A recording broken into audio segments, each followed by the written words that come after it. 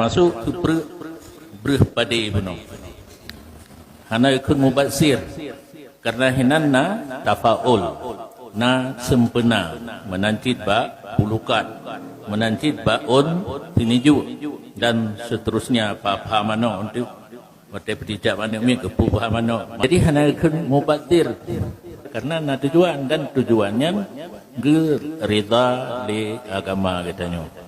Tapi nambut Nabi waktu nikah Sayyidina Ali dengan Fatimah gecok gelakai ia sabah bangkung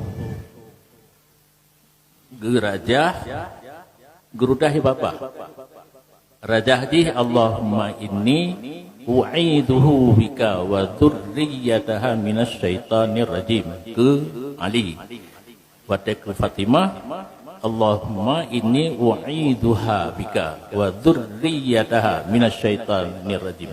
Olehnya Nabi legertik bak dada masing-masing dengan doa buno geyugi saga benar likut geyugi sa likut ia yang tersisa buno disiram.